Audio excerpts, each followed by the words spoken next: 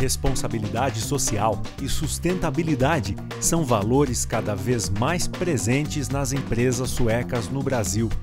Para elas, pensar no futuro é encarar os desafios urgentes de uma economia que exige intensa transformação.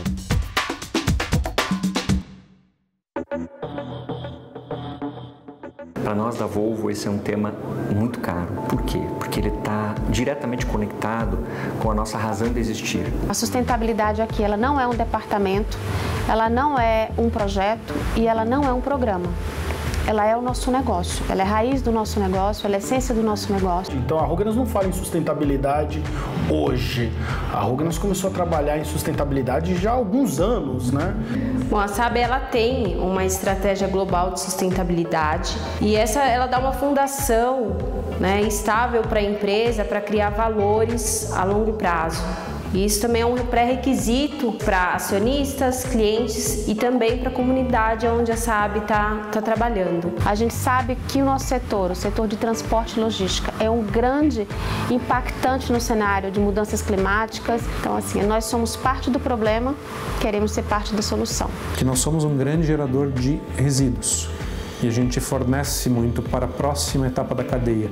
Mas a grande questão agora está como é que nós incorporamos isso dentro do nosso produto, dentro do nosso processo. Então a gente tem buscado muito parcerias, porque sozinhos a gente não vai mudar a realidade do país. A gente tem fornecedor, colaborador, a gente tem empresas, entidades, associações com quem nós trabalhamos diariamente e a gente tem que olhar e ir para o mesmo caminho. Como ajudar os nossos clientes a buscar oportunidades para reduzir o consumo de água, para reduzir o consumo de energia, para otimizar os seus processos. Atuando na cadeia inteira onde nós estamos presentes, a gente vai ter um impacto muito maior do que como uma empresa sozinha. Por isso, não cabe somente à indústria automotiva ou a uma montadora ou à Volvo, mas a todos os agentes da sociedade. Nós acreditamos na responsabilidade compartilhada, num trabalho conjunto das empresas, do governo e da sociedade. E é esse que é o ponto onde eu acredito que a gente ainda tem uma grande oportunidade de amadurecimento. Porque no final da história nós estamos falando da humanidade e nós estamos falando de como nós cuidamos da nossa casa, do nosso planeta. A transição para uma economia responsável requer intensa revisão dos processos produtivos e também exige especial atenção dada às pessoas. A inovação também faz parte da nossa estratégia e tem que nos acompanhar a todos os momentos. Desde uma simples ideia de melhoria até uma grande ideia disruptiva de um novo produto ou um novo serviço a ser colocado para a sociedade, a inovação tem que estar presente. Hoje, cerca de 60% do portfólio da ABB consiste em soluções orientadas para o futuro. E a gente está falando de uso mais eficiente da energia, a gente está falando em diminuição de emissão de gases. Então, cada geração nova de equipamento, ela tem que ter um menor impacto para o meio ambiente do que a anterior. E, além disso, nós percebemos que todo esse know-how que a Tetra Pak tem na área ambiental, ele poderia também ser um serviço. Nós temos dois focos para tratamento ambiental. Então, um principal foco é o tratamento da água e tem uma outra aplicação distinta que aí sim entra na remediação de solo. Enfim, então nós temos um amplo portfólio de produtos e sistemas que pode auxiliar os nossos clientes a serem mais produtivos, consumindo menos, mas entregando mais. Uma outra demanda que começa a crescer no Brasil é tirar das operações subterrâneas o motor diesel. Então, a gente está falando de práticas mais ecológicas, mas a gente está vendo também as empresas buscando uma transição para uma atuação muito mais eficiente. Que é a ideia de vender a energia, não vender a bateria. E toda essa parte de reciclagem, de manutenção, de acompanhamento da bateria, fica sob nossa responsabilidade. A gente tem a parte de repotencialização. Então, a gente traz esses rolamentos para a SKF e a gente repotencializa e entrega como garantia de novo. Então, aí retoma todo o ciclo dele. Então, com isso, a gente quer fechar um ciclo E o estágio final é a gente fazer a reciclagem dessa bateria. E tudo isso a serviço de um bem maior, a serviço de um algo maior, que é a vida humana. Mas o interessante é assim, a sustentabilidade, as ações sociais, a responsabilidade vem toda de uma demanda das pessoas. Nós queremos ser sustentáveis quando se discute sobre sustentabilidade, por quê? Para as gerações, para as pessoas do futuro. O foco da empresa fala, nós somos pessoas que colocamos pessoas em primeiro lugar. Então isso foi a principal mudança da cultura. Faz toda a diferença, principalmente para as gerações que vêm, né? Não dá nem para falar mais futuro, né? Porque elas já estão aqui hoje, né? Então isso sim gera um esforço de todos. Buscando que a pessoa tenha uma conscientização ambiental, não só dentro da empresa, mas também fora dela. Ser sustentável hoje passa por uma demanda dos colaboradores e da sociedade como um todo. O que a sociedade quer? Dessa maneira, então, escutar o que esses consumidores e os clientes esperam da empresa é o que norteia muito a nossa estratégia. Acho que, de forma geral, as empresas entenderam isso, a sociedade entendeu isso, ela entendeu que tem voz, que ela é cliente mesmo quando não é cliente, porque ela participa do ecossistema. Eu digo que é um círculo virtuoso. Nós nos influenciamos e eles também nos influenciam. A gente se retroalimenta com energia para poder seguir. Aliás, a energia também tem que ser gerada de forma sustentável, né? A diversidade humana é um dos mais importantes recursos que as empresas podem ter para construírem um mundo sustentável. A diversidade humana é o capital mais importante e mais estratégico de qualquer organização.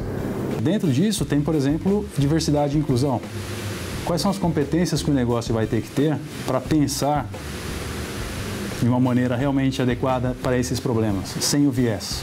A política que a empresa tem hoje é com relação às mulheres. A mineração é um ambiente bem masculino. Então, a empresa tem indicadores com relação a mulheres em papel de liderança, como gestoras.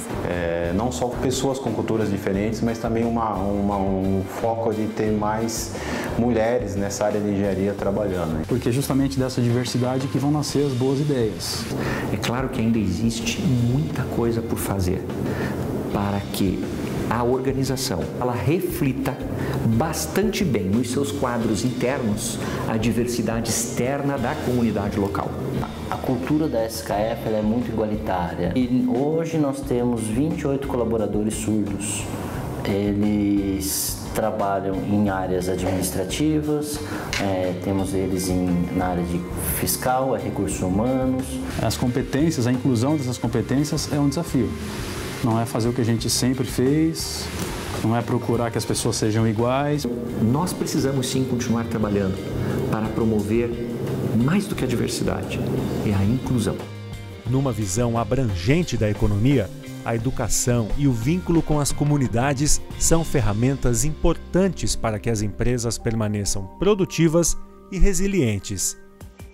Além desse lado ambiental, nós temos visto que a parte social pode fazer muita diferença. Sustentabilidade não é só você separar o resíduo na lixeira, mas a sustentabilidade passa muito forte pelas pessoas. O nosso objetivo principal é criar um vínculo com a comunidade. E aí se ampliou o olhar, diz assim, peraí, ok, eu não vou ganhar nada em investir com isso, mas não é o que eu quero. Eu quero ter a possibilidade de criar um ambiente melhor. A SAB acredita que a sustentabilidade linkada com a lucratividade, a competitividade da empresa, podem garantir que seja feito um crescimento sustentável. Dá para monetarizar? Dá, mas a gente não monetariza isso. A gente está olhando para o ser humano, está olhando para a pessoa, qual é o legado que eu estou deixando para a comunidade, onde a empresa está inserida. Quando nós olhamos para a comunidade mais próxima da nossa fábrica, nós temos iniciativas que também datam de 30 anos ou mais.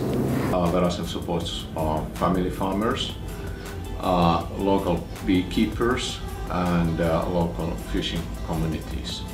E eu acho que isso é muito característico do sueco mesmo, é mostrar o quanto você tem que ter responsabilidade, não é só no teu trabalho, né?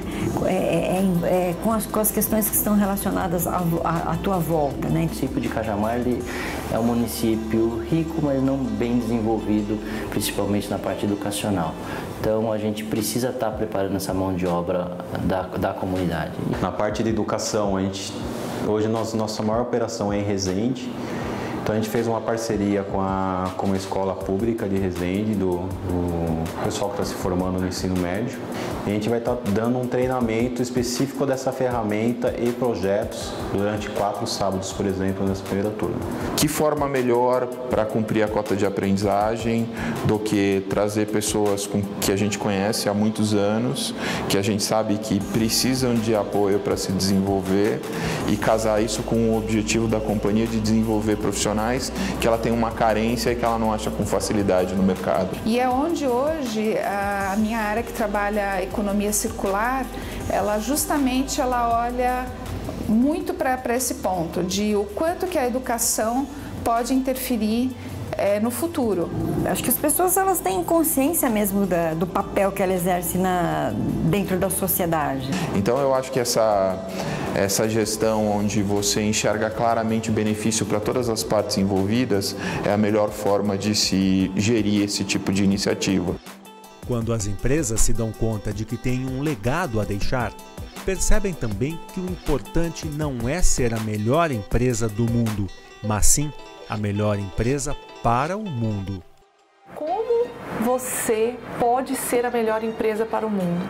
Pensando em Brasil, como você pode discutir questões de sustentabilidade que passam pelo bem-estar do colaborador, que passa por ele ter água disponível, em qualidade, educação, tudo isso faz parte de ser sustentável.